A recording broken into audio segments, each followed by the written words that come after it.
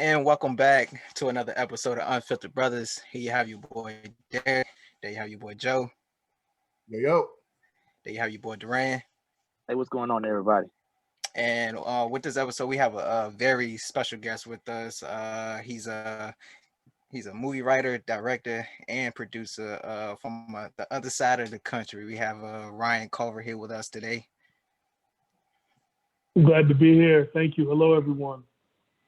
Man, we definitely appreciate you taking time and to hop on this episode with us. For our listeners, for our viewers, why don't you give us a little bit about your background?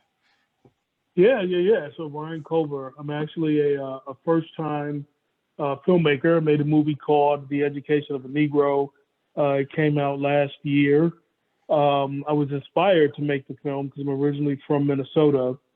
And, I don't know if your listeners remember this, but back in 2016, there was a gentleman named Philando Castile, and he was pulled over and murdered inside his car with his girlfriend and her young daughter in the back seat.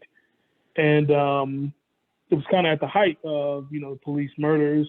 And I thought for sure, based on all the evidence in the video, that the cop would be found guilty. I just thought it was so egregious, there was no other choice. Of course, we know better. A year later, he was found innocent. And at that point, I felt like I had something to say. I didn't feel like doing another YouTube or Facebook post or Twitter post. I was like, I really have something to say. And so I decided to write a movie. And then once I wrote the movie, people liked it. And then I decided to make the movie. And then once I made the movie, people liked it, and I decided to put it out. So I felt like if you want your voice to be heard, sometimes you got to do stuff yourself without asking permission. Much like you brothers have put together your own fantastic podcast to let your voices be heard to your listeners without asking, any kind of central authority for permission. And that's kind of what I did. So I had no intention. If you would have asked me the day before our brother Philando Castile was murdered, if I would be a filmmaker, I'd probably laugh at you. Said I have no idea how to do that. I have no interest in filmmaking, but sometimes circumstances force you into your new life, and so here I am. Definitely, I know. We do. I am definitely familiar with that case. I did want to you did a film. You say if you you said if you would have asked you the day before, but where did your journey start? Like, did you go to college? Like, did you have previous experiences in the industry, or what did you go to college for and everything like that? Yeah. So I actually went to college for business and finance, and it's funny you should ask because my junior year in college, my writing, English lit and creative lit professors both tried to encourage me. My junior and senior year, they tried to encourage me to go into writing. So writing has always been a passion of mine, not film writing, just writing. Had always been a passion of mine, and I'd always been pretty good at it.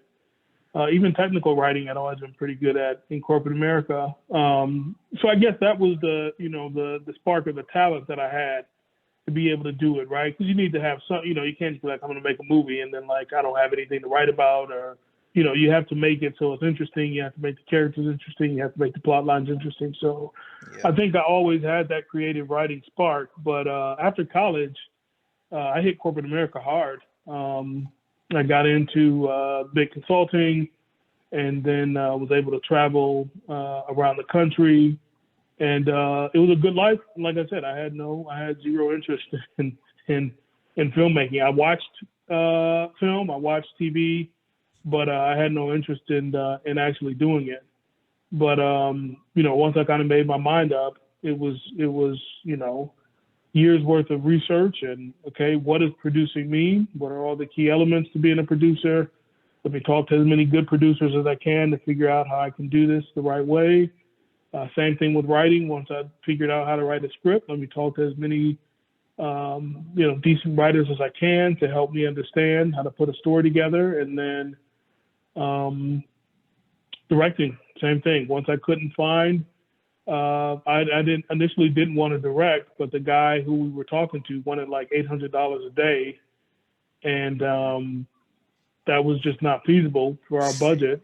Right. And then I was like, well, I'm not gonna let his decision dictate whether the movie gets made or not, right? I'll step in and I'll watch some YouTube videos and I'll read some books and I'll figure out how you direct a film. And so Shout out to one of the YouTube things I learned in life. self-education.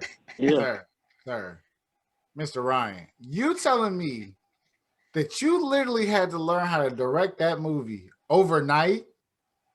Like Yeah, no, go ahead. I wouldn't say it was overnight, right? I wouldn't say it was overnight. So we started production, which means we started filming in May of 2018. And I had probably been studying and getting myself ready for a good few months, right? So like it wasn't like, hey, we want to make this movie, and then talking to the director guy, and then he's like, I can't do it. And then I was like, well, we got to shoot tomorrow. I mean, like I said, one of the things I brought from corporate America was structure and discipline. So we had a timeline, we had months and months to work with stuff, and I was out in LA every other month doing rehearsals or meeting with people. So I had time, but it wasn't like I went to school for directing. I mean, I probably gave myself 2 to 3 months to learn how to, the basis of directing before we started shooting in May. So 2 to 3 That's months. I'm awesome. about to say that's still That's awesome. amazing. Like Yeah, 2 months, that's and awesome. some people go to school for that. I- You know what I'm I've saying? And you seen- learning that in 2 months. I've seen the movie, and actually I watched it twice. I did too. To re-up myself on it. We're not, for the record, we're not going to spoil anything for the viewers. We're going to because we want them to watch and experience it for themselves. But I was watching it with my girlfriend, and I remember, like, basically, like, she was like, she was doing something else, but I was like all into it, and I was like, this is just a really good movie. And I was like, I was glad that I kind of watched it by myself, because you watch movies with females, you kind of like, they get a whole bunch of questions, and you're like, oh, what's this going on? What's that going on? Watch it, Joe. Watch it, Joe. You can get yourself in some trouble, man.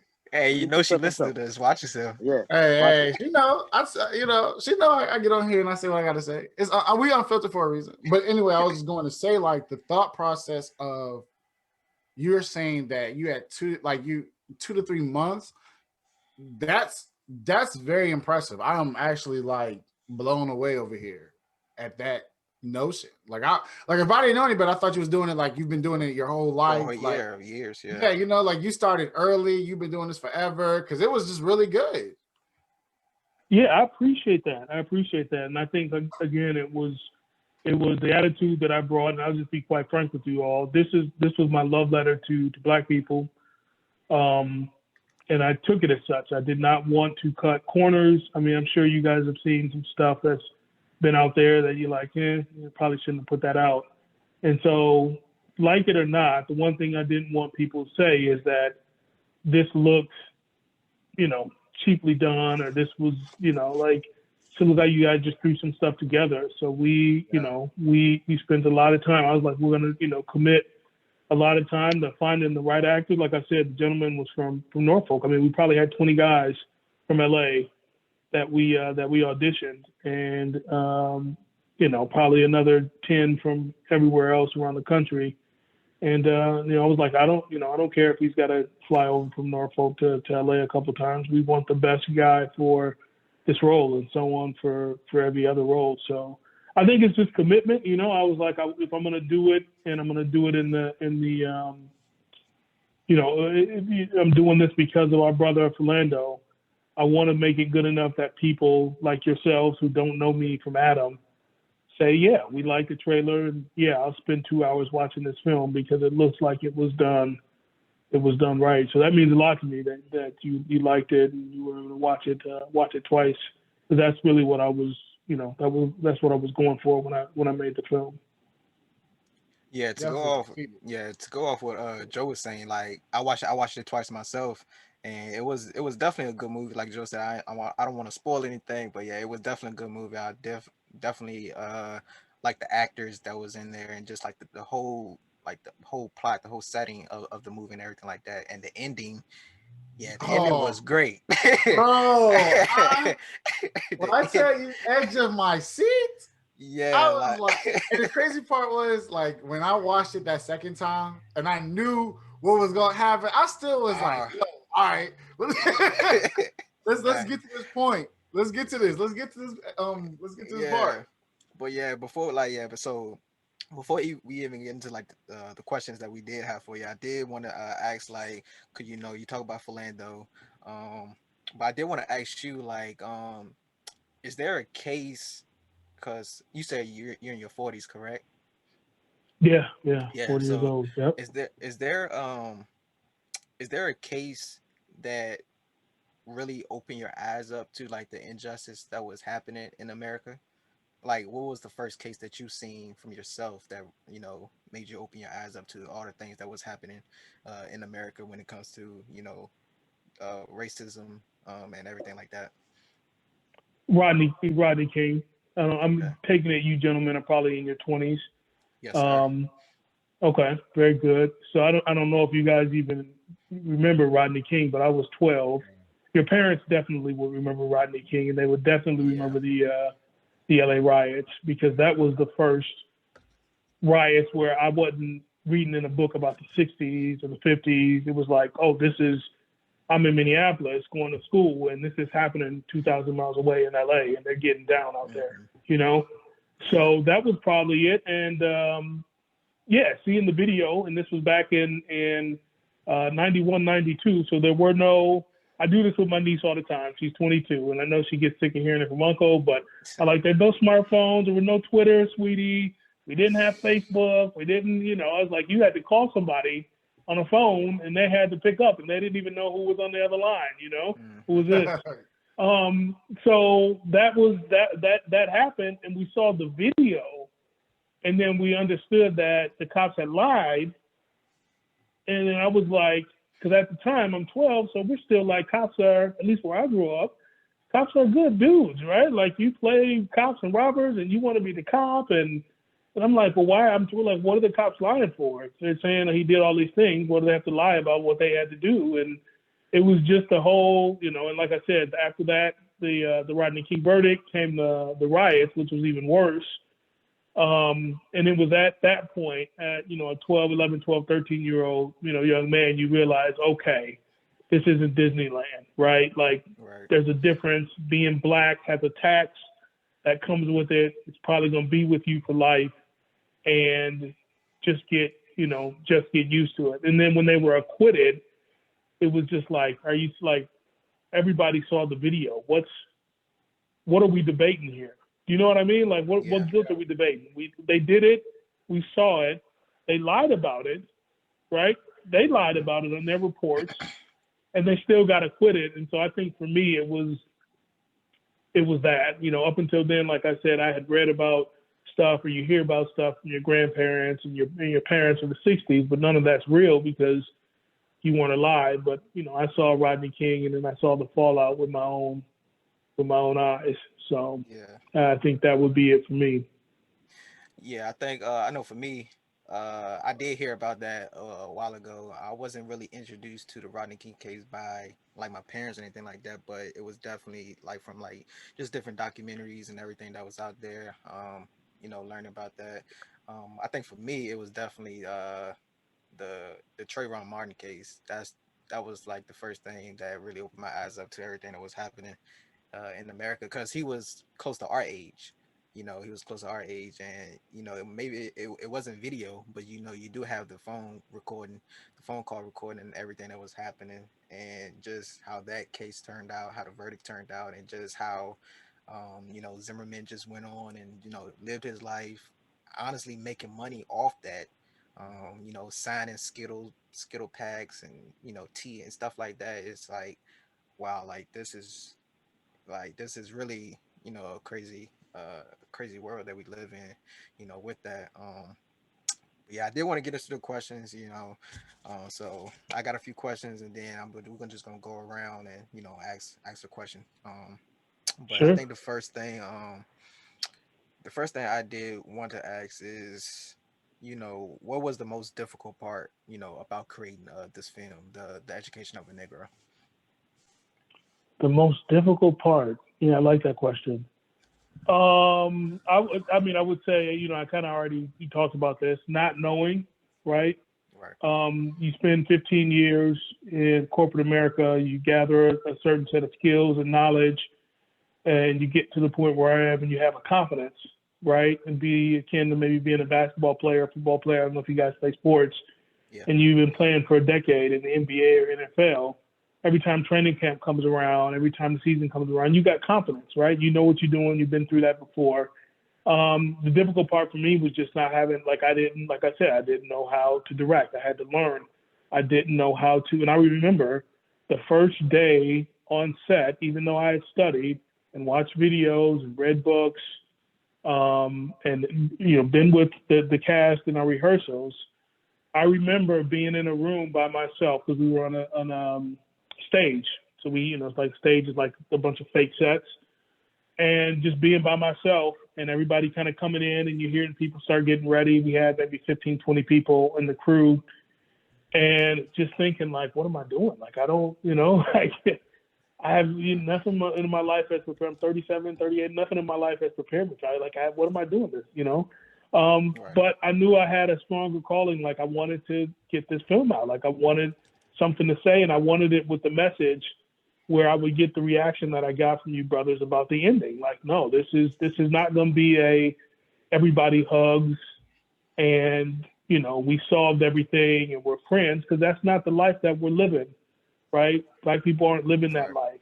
So I don't think movies should reflect like, hey, we, adopted this football player and his mom came and we hugged and had dinner and everybody's great. No, that's not, that's not the life we're living right now. That's what we want, but that's not what's happening. And I wanted a film that reflected that. So I think just the not knowing was probably the most difficult part, and just realizing, you know what, you prepared as well as you can. You want to do it. Now you just got to get through it and do it. So I hope that answers your question. Yeah, most definitely did. Joe, did you want to ask Oh one of the yeah, questions I that you had had? questions written up, but I'm gonna throw all that out the window because All right. because I want to have this conversation with you, and I kind of want to piggyback off, like I'll piggyback off you this time, Derek. Um, so like with that being said, I can already tell that like the first day at work for you was like, man, like it's that level of uncertainty and everything like that.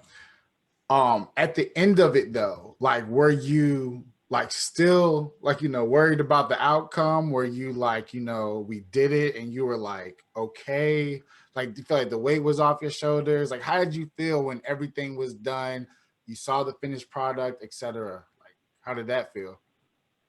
Yeah, that's a good question. Those movies where the guy is like just learning to play basketball and he's missing shots and you're like, oh, this guy can't do it. And then they do a montage at the end and he's dunking and he's hitting threes, and like that's how I felt at the end of it. Like we had two 15-day shooting periods. So we shot for 15 days at the end of May going into June. And then I purposely took a month off, and then we came back and we did another 15 days. And it was that month off. That's not typical, by the way, right? Usually they're shooting, all the way through 3 or 4 days a week. But I was like, hey, man, let's schedule a month off so I can learn. Like I can get better during that month from the first 15 days. And at the end of that last second, that second 15-day period, I mean, you couldn't tell me anything, So they'd have been like, hey, man, we want you to direct a Disney movie. I'd be like, fine, give me the script. Like I know, like I feel like I know what I'm doing. I feel like I know what I'm doing now. And that's one of those things where filmmaking is like, you just got to get the experience, You got to get in there. You got to mess up. You got to figure out, oh, man, I didn't give the actor the direction that she needed for that scene, or I'm watching it on the monitor and it's not turning out anything like I thought in my head. How can I communicate to the cameraman? How can I communicate to the actors? How can I get this thing to work how I envisioned it when I was writing the script? And that's really what filmmaking is. And I kind of divide directing into two halves. One is the technical part, which is the lenses, the type of camera, the distance, all that stuff. I'm still learning that. Where I think I excel as a director is really in the other half, which is working with the actors and getting them to bring forward the emotion in a believable way that you need for that scene. And I think that's where that's when I say I feel like I could direct. That's where I feel like I could really excel with actors. And think where when I watched the final product, once the film was done and I went to a movie theater, I just rented it out by myself, nobody else, before anybody else had seen it. And I just watched it on the big screen. And I was like, all right, this is good. Like, I think people are going to like this. I think Black people are going to like this film that I put together. So, yeah, Definitely. Rand, you got a question? Yeah, first of all, I think it's phenomenal how you took that chance on yourself. A lot of people don't have that kind of faith in themselves to do that. So I think it's great that you stepped out there, and made this thing happen. So do you see yourself making any films in the future? Yeah. I'm actually the one thing I wanted to do was step up in budget and cast and all that stuff. And so we're in kind of the phase of reaching out to different investors. We put some ideas out there. Unfortunately, I can't tell you guys too much about the script we're trying to get off the ground. But we wanted to move up to like the $1 million level. So make a film that's at $1 million, and that's kind of the investment we're seeking, which is a little different than what we did with the current pick, which I can tell you was not anywhere near $1 million. It was self-funded, self-financed, but we made it work. But the thing in media and entertainment, you guys probably know this intuitively, is that it helps when you have star names in your film because more people will just watch it by chance. You know what I mean? Like they'll see it on Amazon and be like, oh, this got Morris Chestnut and Nia Long, or T.I. and Ashanti, or whoever your favorite actors are, and then you're just gonna watch it because you're gonna be like, oh, I like T.I. He's a good actor, or I like Ice Cube, or I like Queen Latifah, or whoever. And in order to do that, you got to have the money to pay them, and that's really where when you see films that cost so much money, like for example, Tom Cruise. When you get Tom Cruise in the film, you might have to pay Tom Cruise $20-25 million, but your film's going to do good at the box office because everybody wants to see Tom Cruise. So we're working on it. It's a different component to it, but we're like I said, I like to do things right, and it's going to take some time to get people to give you $1 million, but we think we can make it happen. So cool. That's what's up. That's good. That's what you saying, Derek? I said you was gonna say something. Oh no, I was just thinking. I was like, when he said, the actors bring in the people. I was like, oh, that's a good point. Like I didn't even think about it. Like that's literally part of the advertising right there. Like the name of the name of the actors. And we were having that conversation on the previous podcast. On the debate episode about the Will Smith versus Jamie Foxx. Like you see the name and it brings people, because I know it's been many a times that I'd be like, oh, such and such is playing this movie. Let me go check it out. And yeah, that's crazy. Well, I definitely hope that you get the money for this, because I cannot wait to see what you got planned for the future. To the thought of you doing this self-funded, and it became such a wonderful thing, and then the money to back you now, it's your potential is limitless. Like it's nothing but up from here. Yeah, facts. Yeah, that's what we're hoping for, and I appreciate that. I appreciate that comment, because I think we got some interesting stories to tell. It's just a matter of, again, step by step, learning that next phase, which is how do you get investors and how do you talk to investors, and once you can kind of get that piece down, we're good to go. You guys said you did a Jamie Foxx versus Will Smith. I gotta listen to that episode. Yeah, so it's a I part want of. I want to hear who picked who. Yeah, it's a part of our. We have a different segment from the Unfiltered Brothers podcast. We call it Unfiltered Arguments, where I I'll pitch a debate to everybody and I'll make them argue over it. And I'll make sure my main job basically as the host of that one is to make them argue as much as possible. But it's so hard because like, like you're going up against such open-minded individuals and they'll sit there and they'll be like, I'm like, well, what about this? And then Derek will shoot it down and I'm like, all right, I gotta think of something else. And then as soon as I say something else, Duran is right there shooting it down again.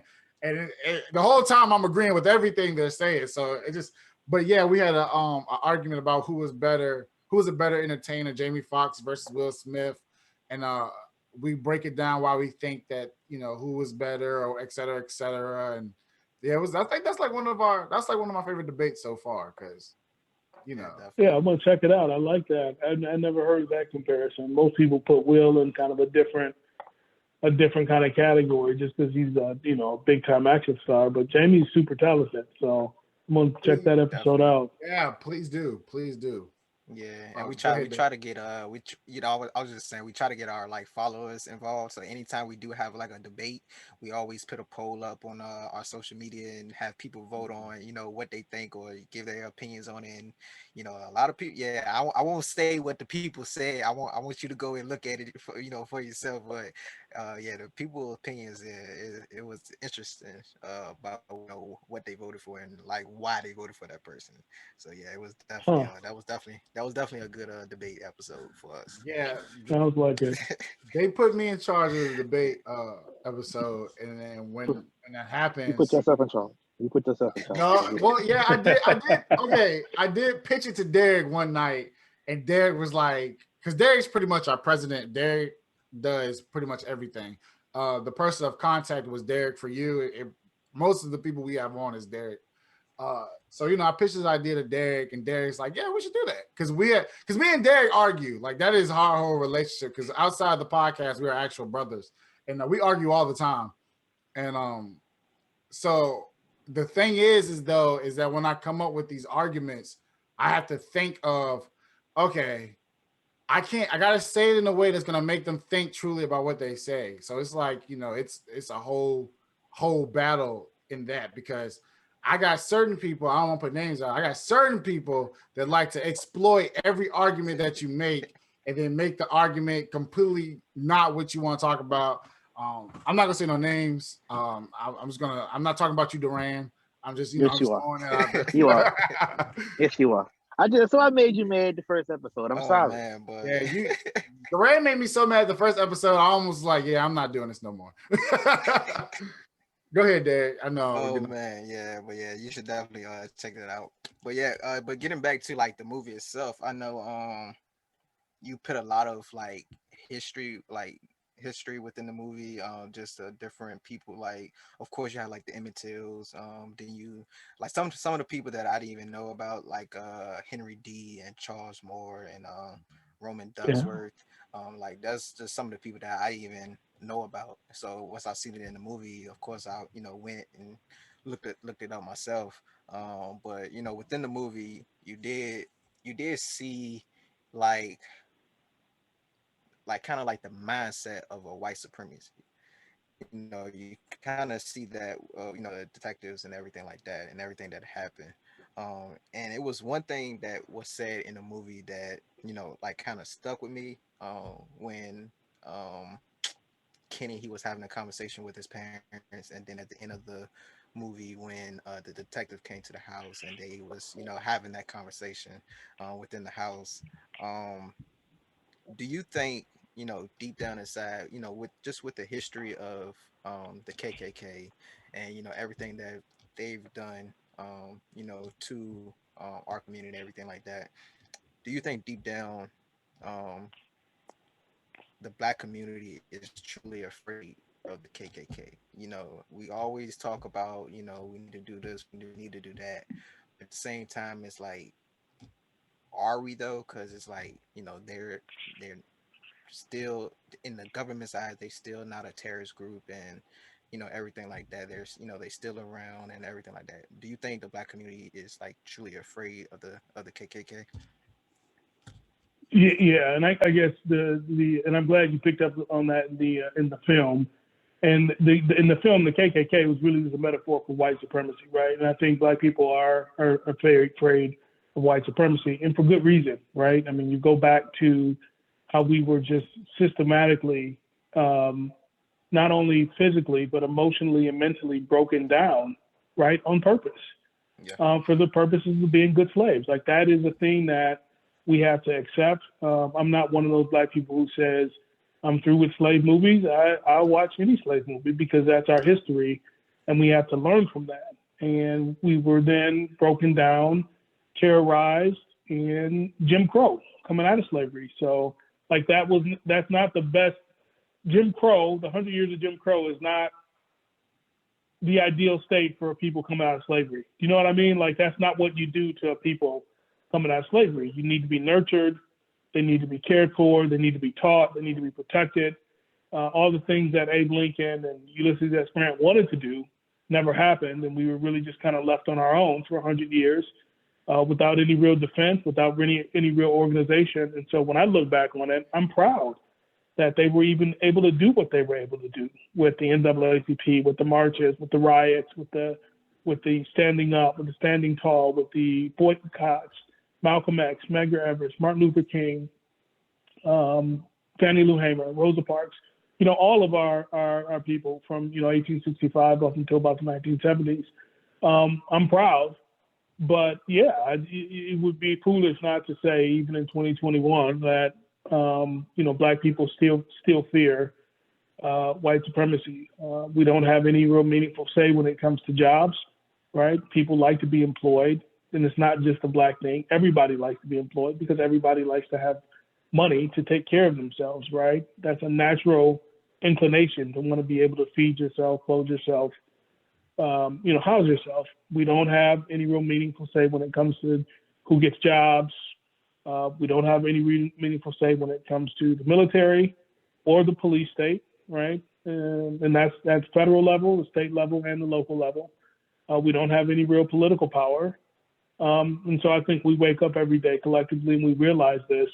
And then that, with the terror aspect, which is resurgent, right? Most of us would have thought that stuff was done in the 60s, but as soon as, the most recent president got elected, we saw all these what they did in Virginia out there, where you guys are from, out in Charlottesville. Yeah. That first year that Donald Trump was in office. And I'm looking at that like, whoa. And now looking back on it with what happened at the Capitol, now it makes it look tame, but you could see that resurgence coming of that violent white supremacy in your face, not just, the stuff I was talking about before, but that I will kill you type of white supremacy in Charleston in South Carolina with Dylann Roof and our 9 brothers and sisters in the AME church out there. So, yeah, I think all of these things work collectively to scare. And it's not in a way that you would think about like being a punk, right? It's not that type of like, man, he's punking me and I'm not scared. Not that. I mean, just the existential fear of like, I don't have any real control and, I don't really know how to get control. And that was kind of part of the movie that, maybe you're going to have to sacrifice for your seed or for your seed. And you won't see it, but if you start now, then maybe things will change for him or her in 100 years. So, whew, I think I say this about every podcast. Ryan over there talking that talk. Hey, we gotta have you on for another episode because I'm looking at the time. I see it's going down, and I'm like, I want to keep talking. I want this to continue.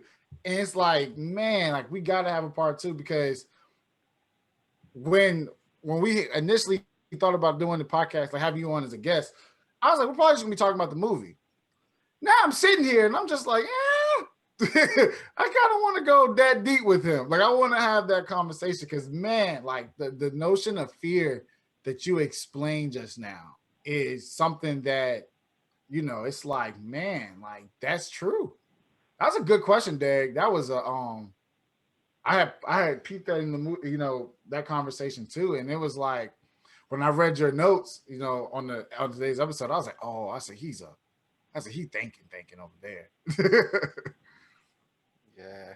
No, it definitely like the movie. It definitely makes you think. You know what I'm saying? Especially because I had a follow up question after the question I had. Seeing the movie as well as like just seeing everything that because on like in 2020, a lot of stuff was happening, and I said this before. It felt like I was an activist. Just all the episodes we did, just talking about everything that was going on and the things that the black community need to do, how we need to come together and everything like that. I had a follow-up question for you, Ryan. Just, you talk about all the incidents that was happening. You brought up Charlottesville, Dylan Roof and everything like that. With everything that was happening in 2020 with like Ahmaud, Breonna Taylor, George Floyd, like, what was your feelings towards, everything, all those incidents that happened in 2020? Sad, sad. Um, I was really angry with our sister Brianna, and just knowing how beautiful young lady she is. I mean, she's 26, so she's a few years older than my niece, but in the same age range. And the sister was doing all the right things, right? And beautiful sister. So that hurts. And then Ahmaud Arbery again, he's out for a jog, and then they say, well, this didn't happen, this did happen. And then finally the video comes out, and you find out the video's been circulating amongst the people who did it. And you're like, wait a minute, what? And the DA had the video. You're like, my God, this is 2020, and they're acting like it's 1960. You know what I mean? It was just like, so it was just an overall general sense of sadness that people, are doing this, and that there's a little bit of a need for us to, recognize where we're going to put our trust going forward. Because like I said, I mean, that guy's a DA. You're part of a community. You should be able to trust your DA that she's doing the right thing, and is not just laden with racism and protectionism of people who are out here doing these things. So, and I mean, in that Ahmaud Arbery case, those weren't even cops. Those are just some regular dudes who decided to chase down somebody that they decided had stolen when he hadn't stolen anything, Yep. So I hate to admit that. And I try not to be apathetic ever about any of these deaths, because I always say to myself, the next one could be you, right? Doesn't matter what station you think you're at in life, you could run into a cop who decides that, he's going to get it going and it's your time and there's nothing you can do about it. And I wouldn't want people to be like, oh, it's just another one. I want people to be like, nah, this is, you know what I mean? Like, this is wrong. So I always read the cases, keep them in my crawl. And you mentioned before and I'm glad you picked up on, you mentioned some of the flashbacks in the film. And I'm glad that, learned that you guys are in your 20s, because that's what I wrote it for. I wanted to do a contemporary narrative with the film and give people that type of entertainment, but I wanted to put those 6 flashbacks in there to let people know this stuff goes all the way back to the 60s, and it's not just the ones you know about, right? It's not just Emmett Till. It's there were over 4,500 when she's in the bathroom. She tells them, like, this has happened 4,500 times. This is not something that was just a onesie twosie.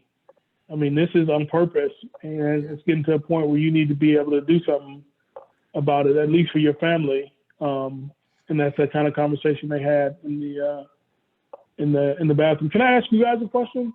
Yeah, go I ahead. like to always ask the interviewers a question. Can you guys tell me you don't have to spoil it, but what was your favorite scene in the film? I'm always interested in the answers I get. Sorry, Dad. It was the end for me. Like wholeheartedly. Like, don't get me wrong. The whole movie was good. Like you said, the flashbacks, the conversations that were being held, just to see the transition of the main character, coming to like his character for the movie. You know what I mean? Like, because it was like almost like a transition of like, like he started off like this. I'm trying so hard not to spoil it, but he started off like this, and by the end of the movie, I'm like, oh God. But like, yeah, it was the end. It was the ending. It was the ending because of what you said before. You wanted to paint that picture of realism, in the movie, and I damn if you didn't. I was like, yeah, it was a couple feelings inside of me that was like, yo, I was like, it hit for home. Like I've never personally experienced that level of systematic racism, but when you said like a few minutes ago when you were basically like it could be you next, I was like it hit home because I was like, oh shit, I could be the guy in the movie. Like this could be legit me. Because I agree with just about everything that he was going through and saying. I was like, yeah, I can see it. I can see it for myself. But yeah, that's well go ahead, Dad. You was about to say something. See, yeah, I think my favorite part is the ending as well, but I think it's kind of different from what Joe was explaining. I enjoyed all of that too, but I mentioned to them like when I first watched the movie, I had mentioned to Joe and all of them about how can I explain without spoiling? But pretty much, Yeah, right. It's when hard. they was having that conversation, pretty much when they was having the conversation and the detective was about to walk out, but he came back, and he just started talking about how you know how the black community is easily manipulated, Mm-hmm. Mm-hmm. and I was like, like that whole like scene right there, it's like pissed me off, but I think it pissed me off because it was so true. It's true. Yeah, it pissed me off because it was so true. And then when he gave the example, when you do talk about like the NCAA, all these big colleges, majority of them is athletes, is African American. So when he gave that example, then I just started just thinking about pretty much more examples, like what it's like, it sucks but it's the truth, and I don't think a lot of people want to hear that, especially in our community. Of course, we rather just talk about what we can do together and everything like that. How can we gain more ownership and just different topics like that, but we don't want to, sometimes a lot of people in our community don't want to hear what's wrong with us in order to make that change. So I think that scene right there was my favorite part of the whole movie. But it, like, like I said, the whole movie was good. The whole movie was definitely good.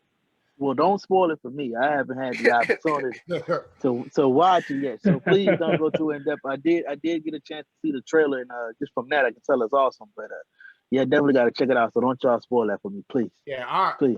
Duran works all the time. So literally it's hard for him to enjoy life. Yeah, Very, like but he's very. not even in a house right now. So yeah, like literally, when you go back and watch the episode, you're gonna see him in his car. You're gonna be like, man, this guy's never home. Yeah, never there. but yeah, Derek, I I agree with what you said too, because that's why I was saying those feelings. I was like, oh, I say you heading home, like, and you start thinking of other examples, and one of the biggest ones that I started thinking of was like, I just had a conversation about this not too long ago. It's like literally like we are the trendsetters, you know, when it comes to culture. Um, a lot of people look at the rap game as a way of influence, et cetera, et cetera. And it's like when you get down to the nitty gritty of all that, of like who's in control of all these, like you said, big corporations, big organizations, people that profit off us, it's like you gotta sit down and you gotta have that conversation. Like, what can we really do to make a change? And because I always like I always promote education as a way of uplifting us. We sit there and we continually push for to become the basketball player, or we push to be the rapper, or just stuff that we see in media. And I'm like, but those aren't the people that really make the change when the doors are closed. Like, we gotta, like, you had that, you brought up the conversation about like Congress, about political power, and et cetera, et cetera. And I'm like, yo, those are the people that really make our decisions. And we got people in there that are like 60, 70, 80 years old making decisions for individuals that are in their 20s, like I am, mid 20s, stuff like that. And it's like, man, like, how can you, not saying that you can't relate, But I'm saying, like, how could you understand the struggles that I am facing now when you were part? I'm not saying that they all were, but I'm saying like some of them were part of the reason why I'm struggling today. And it goes into that conversation of like, you know, what can we do, not just as a race, but like, you know, like, what can we do to change it? And it's just the movie was eye opening, man. Like it was, it was definitely something I feel like needs to be seen, like for real. Because when Derek pitched it, when you first contacted Derek, and Derek was like, "Y'all go watch this movie." Derek was just like, "Y'all go watch this movie. It's a good movie. Y'all got to watch it." And I was like, "Man, I'm sorry, I'm gonna check it out." I checked it out, and I was okay, Derek. You weren't you weren't lying. This is it was really like that. No, but it was like good because it was so true, and I think that's the part that made it hit the most. Was like it was so true from the negatives to the positives. You know, everything that you wanted to promote and say, you did it influentially through your media, like through your voice was heard in that movie. And man, you sure you don't want to run for president or something? Like you got it, man. Like you got to figure it out. Like you know, No, sorry, it's man. a whole You different. president. I'll vote for you. It's a whole different ball game. But I do appreciate that you guys are, you know, that you know, this is a generational thing, and I think this is really the first.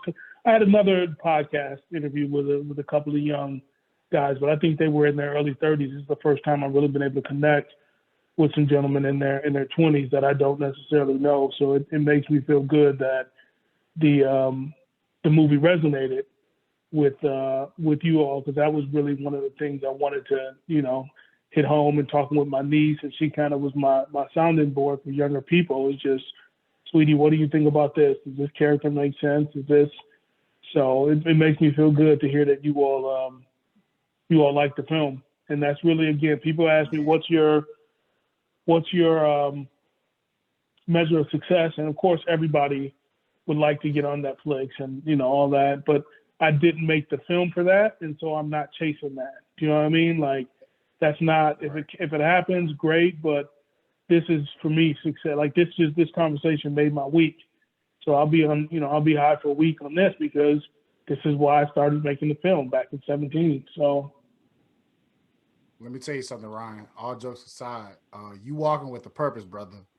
You walking with and man, like the purpose that you putting on your back with this, it shows through your media, like for real. Like I'm not even trying to like boost your head up. I'm not even trying to like sugarcoat it. If the movie was bad, oh, best believe we would have told you. We would have. It would have been. It Yeah. would have been within the first sentence of the podcast. Ryan, what was you thinking? But no, like I can tell, like, you know, you didn't do this for money. You didn't do this for like the notoriety. You didn't do this to become famous. Like you had a message that needed to be heard, and man, it was heard. I Like you agree. said, like it's there. Man, I pride myself at being a cultured brother. Watching your movie was like, hey, I need to go back in the books, man. I gotta get some stuff up, like get together. Yep. So yeah, like for real. Yep. Yeah, I'm very proud of you, man. I take my hat off to you. Definitely. I And I think appreciate that. yeah, I think the last question I did want to ask you, because you already talked a little bit about you know, your journey and everything like that, you know, where you started, how you came up with the movie and everything like that.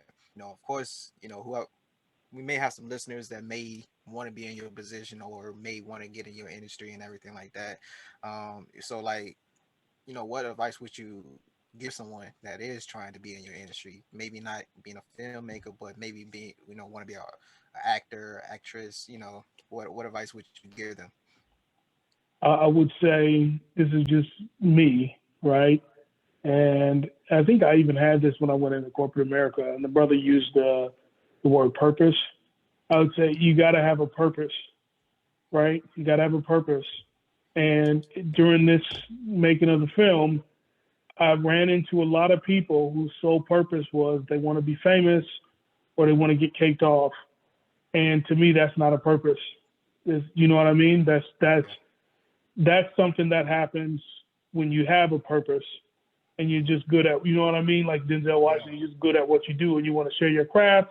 And then people are like, damn, this dude's really good. We'll pay to see, you know what I mean? We'll pay to see him.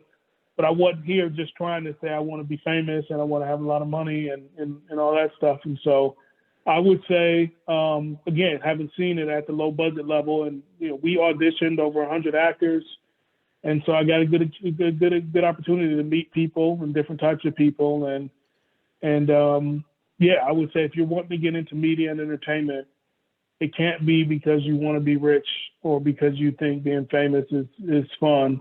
It's got to be, you got to have a purpose, because you can, if you want to be, like if I just did this because I was like, hey man, there's a bunch of shootings, I'm gonna make a movie about another shooting and I'm gonna get famous, like, and the film is not on Netflix, then that would be my whole, somebody be like, Unfiltered Brothers going to do an interview. I'd be like, well, I want to be on Entertainment Tonight or whatever. I'd be like, no, I reached out to y'all. Like, I want to be on your podcast, like this is what I want to be doing, not some big glamorous thing out in LA. So, and if that happens, it happens, and it happens because you're genuine and people like that. It's not because you're trying to be something you're not. So, and then the other thing I would say is you got to have some talent. Like I said earlier before, two of my professors in college, I was on the business track, but two of them in college for my electives, and pulled me aside and told me they liked my writing. And so I knew when I went to write this that it wasn't just me saying that. You know what I mean? It was like, oh, I remember when I graduated 20 years ago, my professors were, big up in my writing. So I must have a little bit of talent to be able to write 16 different voices and keep them all in my head and make them sound different and put them in a script and make it work. So you gotta have a little bit of, you gotta have a little bit of talent. Just like in your pods, I can tell you guys got charisma. I can just tell from the first few minutes of being on the phone, you guys got good chemistry and play off each other. And, that makes for a good podcast. You know what I mean? Even at the start where you guys are now, that makes for a good podcast, and people like that energy and want to see it and hear more. So. Yeah, definitely appreciate it. My answer. I can just going off what something you just said. Like it is, like you say, it is a lot of like shooting movies, whatever out there like that. But it's kind of like whatever industry that you're in, it's going to be a lot of people doing the same thing, but you got to know how to separate yourself from the pack. You got to make yourself stand out from everybody like that. So even there is similar movies out there like that, but we definitely from this movie, I definitely got a lot from it. And if I watch another movie similar to it, I'm probably gonna get something different from that. So you just gotta, know how to differentiate yourself from the pack. But before we move on, go ahead, Joe. I was like, oh my bad. I was just saying, I think he did it. Like, yeah, it was that's authentic. what I'm saying. That's what I'm saying. Like, man, like you. I could tell that this wasn't something to do just because you wanted to do it, man. This was authentic. This was real. Like, I was like, whoo. Hey, brother, you gotta. Hey, I need this man to do a speech for the nation. This is who we need to appoint. But yeah, go ahead, Derek. No, I was going to say before we move on into our last segment, no cap. What can you tell our like listeners and our viewers about movie? The education of a Negro. Like, what about the movie that that you want the people to get from it, and where they can view this movie at? Yeah. Thanks for that question. So the film is available right now for streaming on Amazon, Apple TV, YouTube, and Google Play. So if you're listening and you really want to watch it, it's out there. There's also you can get the DVD, and on the DVD we've got director's commentary. We've got all the rehearsals and the screen tests. And just a bunch of stuff showing you like how we made the film and behind the scenes and a bunch of fun stuff. And the DVD's only, I think, $5.99 or $6.99. But it's, if you're listening and you're like, hey man, I like the interview and I want to see how they made the film and the interviews with the cast and behind the scenes stuff, that's your thing. You can definitely get that at our website, theeducationofanegro.com. And then just your first question about just kind of the film and what it's about. I wanted something that was entertaining and educational and then really last thing was really reflective of kind of our experience. And so if you're kind of one of those people that are like, hey man, some of these Hollywood movies, they can be really good about race, but they end in a way that's not really reflecting my reality right now or the reality of my people, then I think this is a film that is for you and a film that you'll like. Definitely. Yeah, we definitely appreciate that. So we're gonna move into our last segment of this episode, No Cap. And Joe, you wanna start us off? Hey, I ain't got no cat. Nah, it's fine. All right, I'll just so my no cap originally was going to be something along the lines of like, some wisdom type stuff, but I threw all that out the window wholeheartedly. I'll leave that part from Rand. All I'm going to say is my no cap is walk with a purpose. As y'all heard Ryan say, he did not do it for the notoriety, he didn't do it to be famous. He did it because he had a purpose, he had a message that had to be out there. And you can, if you watch the movie, you can feel the authenticity of it, because I feel like when you walk with a purpose, everything will always line up in the way that God and the universe was intended for. You got to walk with a higher purpose and everything like that. So like, I completely changed my no cap after talking to you. I was like, hey, I said, nah, forget that. I said, I know exactly what my no cap's going to be. But yeah, that is it. No cap, walk with the purpose, man, because everything will end up being where it's supposed to be. Go ahead, Derek. And my no cap for this episode is is kind of go around like mental health. I would say, don't feel bad about, taking a break from your, responsibilities. Sometimes it's important to take a step back and re-energize and refocus so you can move forward. Sometimes I learned that the hard way sometimes. I'm still trying to get better at that. You know what I'm saying? That's so, our mental health is very important. It's more important than anything, honestly. So if you're trying to be productive or you're just trying to get the best results, your mental health got to be in check. So just take care of yourself in all aspects of your life. Oh, before you say that, I just want to let everybody know I'm constantly fussing with Derek all the time about taking breaks. He does not know how to take one. I tell him all the time. That's why we argue, because I'll be like, yo, man, no, we're taking a break this time. He'll be like, no, we got to get this done. No, Derek, we're taking a break. And he'll still fuss at me, and then we'll do it his way. But it's not because I'm back down. It's because, I'm on, man. Go ahead, Rand. What you got for us, Rand? Well, Ryan got one. You got a no cap, Ryan? Before I go, because I think I'm gonna do it right. I hope I don't mess it up. And I always just tell people this anyway. My no cap would be, my niece will let me know if I mess this up. My no cap would be if you move in a way that you're looking to benefit your 50-year-old grandson or granddaughter, right? And if enough people start moving like that, then our future as a people will take care of itself. And if you can start doing things that will benefit your 50-year-old granddaughter or grandson, so it means you're long gone, then the future is going to take care of itself. So that's mine. Good luck, Generational Durant. wealth, people. Generational wealth, people. Good luck, Durant. Hey, I tell you, boy. Woo! My no cap is the one who falls and gets back up is stronger than the one who never falls. Yeah, I like He it. always does I it. like that. He always does it. I mean, hey, you asked, my guy. He said, "Good luck. I'm here." He was on Deliver though. Man, Yeah, I don't even know why you said my that. my delivery speaks for itself. It don't even got to be the no cap. It's the way I deliver. you're right. You want to elaborate on that? I mean, if you out there taking chances in life and you fall and you get back up, it makes you stronger. So if you never fail, how do you know how it feels? Right. Definitely. That's why you last, Every brother. time. That's why You you never always fail. last. That's why you take us home.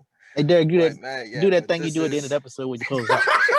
Yo, you're not gonna take my thing, bro. Oh man, but yeah, we have come to the conclusion of this episode of Unfiltered Brothers. We definitely appreciate Yes, Ryan sir. taking We time out of appreciate you. his his day and coming on and talking to us. We definitely, like I said, we definitely enjoyed the movie. Y'all go check it out.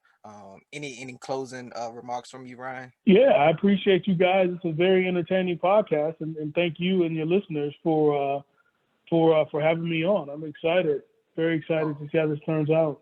No, first of all, no, It's it's an Yeah. honor, sir. It's an Most honor. definitely. You reached out to us, so first of all, thank you for that.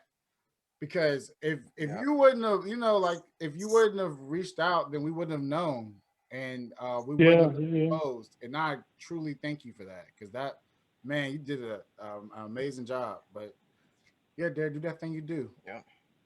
That only Yeah. you can So do. with that, we come to the conclusion of the episode. Make sure y'all follow us on our social media: Facebook, Unfiltered Brothers; Twitter, Unfiltered Bros; Instagram, Unfiltered Brothers Podcast. And make sure y'all subscribe to our YouTube channel as well. And you can listen to our podcast episodes on Apple Podcasts, Spotify, as well as SoundCloud. And with that, Oh, wait, y'all stay stop. blessed. Oh, Make Oh, sure. my fault. Yeah, yeah. What is Ryan? Could you tell them like how they can reach out to you, like any social media? Yeah. So social media, Facebook, Twitter, and Instagram is all at the education of, and then the website is theeducationofanegro.com. Gotcha. Gotcha. Yep. So y'all make sure y'all go follow those social media.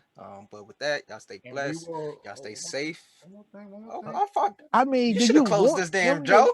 I just wanted to throw these things out here. Make sure we will be putting links in the description, so that way you can get to Ryan's movie and stuff quicker from Apple, Amazon Prime, and the link to his website and everything like that. Because we want to make sure that we get him, support and everything like that. And now do that thing that you can do. No, hey, Derek, get fired. Let him do it. Right. Be blessed, everybody. We out Y'all here. stay blessed. Y'all stay safe, and we're out of here. Peace.